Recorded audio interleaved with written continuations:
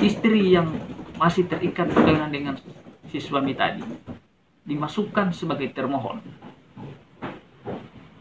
apa konsekuensinya?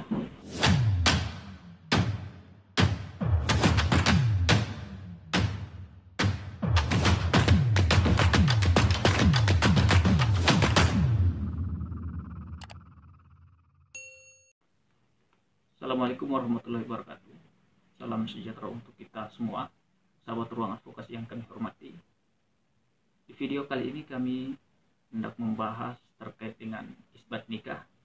Namun sebelum pembahasan ini kami lanjutkan, bagi rekan-rekan atau sahabat ruang advokasi yang baru bergabung, silakan klik tombol subscribe, like, dan share video ini agar video tersebut bisa bermanfaat bagi rekan-rekan atau keluarga yang belum sempat melihat video ini, yang mempunyai peristiwa hukum yang sama, apalagi terkait isbat nikah.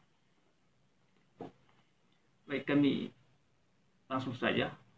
Untuk isbat nikah itu sendiri, yakni seseorang atau sepasang suami istri yang telah melangsungkan pernikahan, tetapi hanya secara hukum Islam atau secara agama saja, tidak dicatatkan di KUA atau tidak lewat pegawai pencatat nikah. Dalam artian pernikahan mereka tidak tercatat, makanya mereka sepasang suami istri tersebut melakukan isbat nikah. Tapi pembahasan ini saya awali dari alasan untuk mengajukan isbat nikah, kemudian siapa-siapa yang berhak mengajukan isbat nikah, terus prosedur yang harus ditempuh terkait dengan pengajuan isbat nikah. Saya mulai dari alasan-alasan pengajuan isbat nikah. Isbat nikah ini biasanya para pihak, baik suami maupun istri, mengajukan isbat nikah itu karena mereka telah menikah sebelum undang-undang perkawinan berlaku. Jadi mereka menikah sebelum undang-undang perkawinan berlaku, sehingganya mereka memerlukan permohonan isbat nikah di pengadilan agama. Tentu pengadilan agama tersebut yakni pengadilan agama tempat tinggal pemohon. Selanjutnya, alasan pengajuan isbat nikah tersebut yakni suami maupun istri telah hilang akta nikahnya atau buku nikah telah hilang, makanya diajukan isbat nikah. Kemudian terhadap syarat sahnya perkawinan, jadi suami istri tersebut meragukan apakah ada salah satu syarat perkawinan yang tidak terpenuhi. Nah, ini diajukan isbat nikah. Kemudian perkawinan yang dilangsungkan dan tidak ada halangan kawin menurut undang-undang perkawinan, yakni salah satu pihak tidak terikat perkawinan dengan pihak yang lain, baik suami maupun istri. Jadi tidak halangan untuk kawin. Selanjutnya, siapa-siapa sajakah yang berhak mengajukan isbat nikah? Nah, isbat nikah ini bisa suami bersama dengan istri untuk mengajukan permohonan isbat nikah di pengadilan agama tempat tinggal pemohon. Bisa saja anak-anak, bisa saja orang tua, bisa saja wali nikah atau orang yang berkepentingan dalam perkawinan. Nah, pengajuan permohonan isbat nikah tersebut prosedurnya yakni sebagai berikut.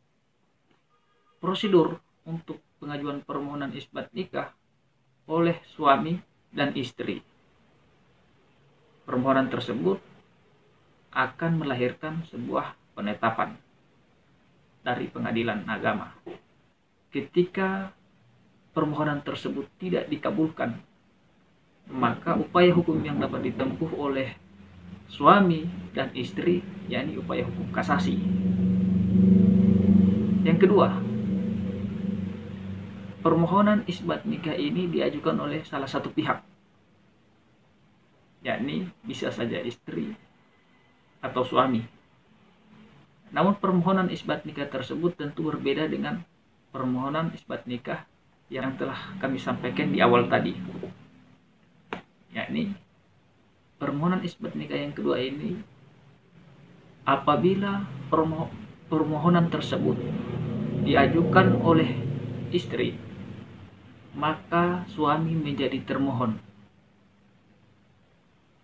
Apabila permohonan tersebut diajukan oleh sang suami, maka sang istri menjadi termohon. Dan atas permohonan tersebut akan melahirkan sebuah putusan.